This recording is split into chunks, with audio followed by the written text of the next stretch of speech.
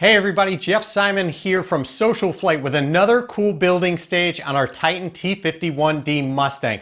Now last time you got just a little teaser as we took the center section, moved it into the house, into another room, as our entire home is being taken over as a manufacturing facility now for Mustangs. And we went through just a little bit of this, and of course the really cool stuff is down here. We're going to talk about landing gear in a different video. But this obviously is the underside of the center section. The fuselage that you've been watching this cool build on for years is pretty much done. It lights up, panels going, everything's good.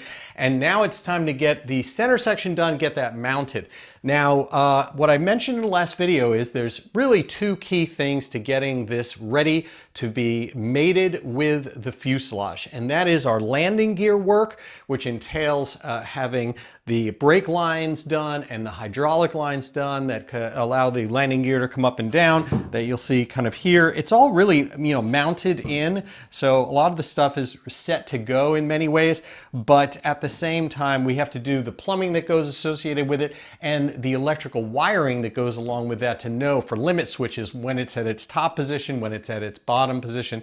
And there's also an up lock that happens via cable that's going to get done as well. But that's it as far as down here. You have that, and then you have the fuel, which is going to be, the fuel tanks are in the center section, except for a couple extra tanks that are going to be outside in the wings. But the main three tanks are going to go here in this center section, and the associated plumbing has to be done with that. So let me turn this around and show you how that actually works on the other side of our center section. Now this is fun because I mounted this in a way that it can easily roll around. There's a little styrofoam on the wall, but aside from that, it's pretty straightforward. There we go. All right, so welcome to the top of our center section. Now these, you can see here, it's hard for you to see down at the bottom. There's two more mounting points down there at the bottom, here and here, but this is how all this is attached. This is the main one. The center, this entire section right here is the spar. That's the main spar for the aircraft. And you've got these really heavy duty mounting points here and here, two rear spar mounting points at the top and forward spar mounting points at the bottom. 6 points at which it gets mounted to the fuselage, and that's the complete mechanical connection as far as that goes. Now, in the future, this will be where we're walking. This is actually the wing walk, is out here where you kind of climb up. These are the footwells for the rear seat passenger. So this literally, as you can see, is where all that. We've been seeing the front, but this is actually what happens in the rear to that. And then this hole through here is where the aileron bell crank goes in, that goes back and forth to rods that will go out to the linkages for the ailerons. So all that happens again right in here. It's swinging left and right.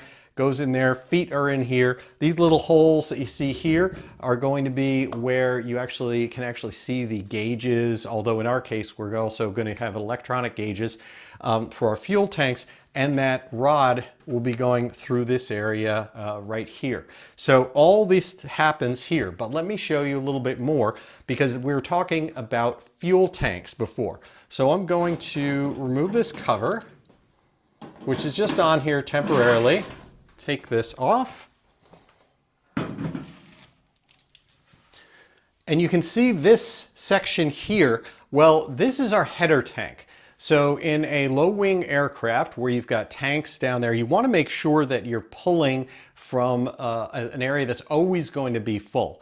And we're not switching left and right. This is a one position fuel system. It's either on or it's off. And this is where that header tank goes. And then further out, you have the left and right main tanks. And I'll show you that right here. I left one rivet in the top so that we can spin this to the side, kind of make it a little easier way to show you that bay. And that bay is right in here. And you got a duplicate one over there. Oh, it's not exactly working quite that well. Turn it up and See if that works. I'll leave it like that. Anyway, that's where that actually goes. Now let me show you what these tanks look like. I'm going to grab them from over here. This is the header tank that goes in here. And we mentioned before that bell crank. Well, there are holes and pass-throughs you can see here that go all the way along this area, and that allows the ailerons to move, go straight to the control stick. And then here is where you actually put in the header tank. Now, it's not going to easily fit into place right now because it's got these flanges, but you can actually like plumb it in by doing it that way. I'm not going to go through the trouble of kind of forcing it in right now, but it sits in this location and then allows you to actually go and have that take place in that area. Then, in addition to that, I'm going to show you, you have the main tanks. And this is what a main tank looks like. And you can see it's got this kind of interesting cutout there. Well, the purpose of that cutout is that the main tank, and these all have supports and things like that that go in. Obviously, it doesn't just sit like that. The main tank kind of goes in this area over here, and then the forward area that has this cutout is where that rod is going to go.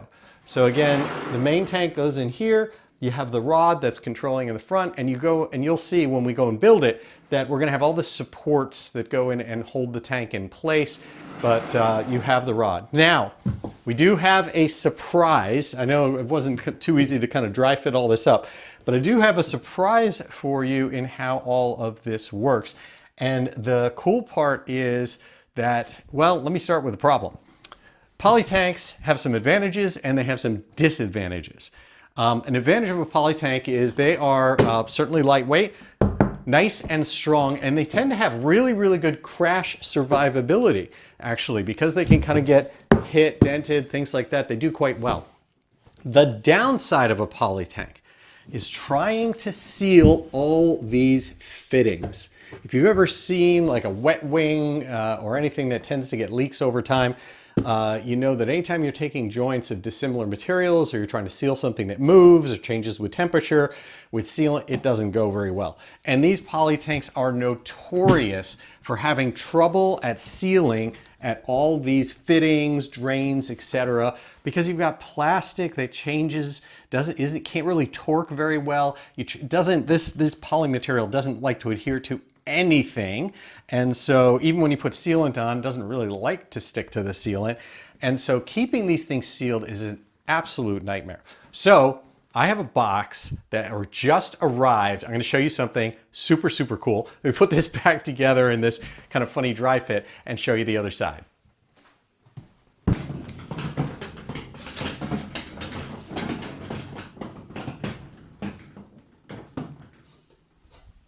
Okay, time for an opening video. Open boxing, box opening, whatever you want to call it. But this big box just arrived from Chip Griwan. He is a Titan builder, incredible guy, does fantastic work. He has a company, Top Gun, that does building, helps people with builder assist. He's doing an absolutely gorgeous plane right now. He has his own called Blood, Sweat, and Years that you may have seen at Oshkosh or other fly-ins. And again, now he's in the middle of another build, but he's always on to some of the coolest things that you can do in a build of one of these Mustangs. And so I want to show you something really cool here. At least I hope it's going to be really cool, because I've been promised some pretty cool things in this box. So there we go. Time for unboxing. Well, for one, I know we're really well packaged, which is great. And here we go with the first thing to see. You may be able to tell by the shape. See if you can guess about what this is going to be, especially considering I already read it, gave you a little hint given what this video is about.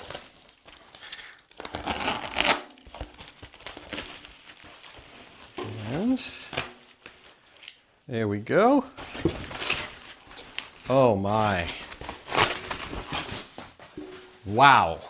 This is an all aluminum header tank, and it is gorgeous. Oh man, is that stunning. Take a look at that. Amazing. All the bungs are welded into place. The welds are absolutely gorgeous. This is done at a company that Chip works with that actually does aircraft fuel tank work, aircraft welding. So this isn't just like some random shop that did this. This was done incredibly professionally. And I want to show you that. Hold on, let me grab the other one. Here are these two things side by side for comparison.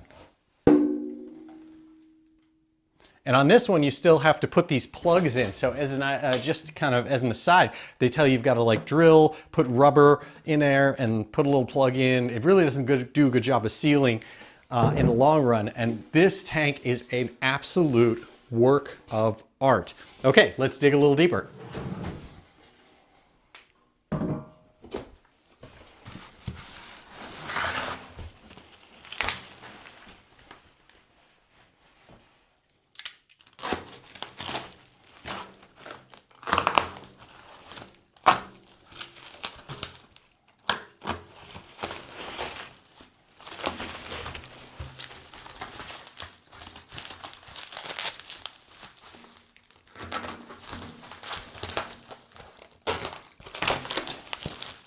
And there we go. And now this is going to be the mains, one of the two mains.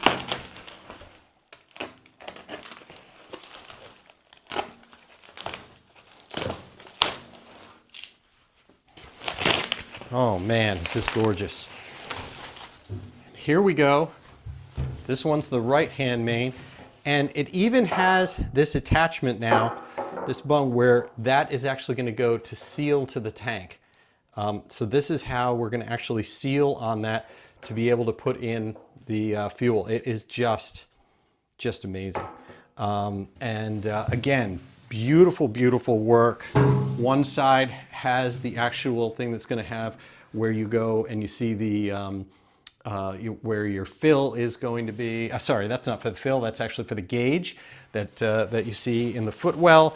And then the other side is going to come through here. And then we've actually got, as you can see here, our pass-through area that is safe for the aileron push rod to go. So really, really amazing stuff. And now it's time to get to this and start building it into our center section. We're going to get the center section laid flat, and you'll see the work to put these tanks into place, get the plumbing in place. And again, once we've got fuel, we've got hydraulic for the gear, and we've got electrical for the gear all in place in this, well, we're going to be running out of stuff. It's going to be time to take this out, put the fuselage on it, and this thing's going to look like an airplane.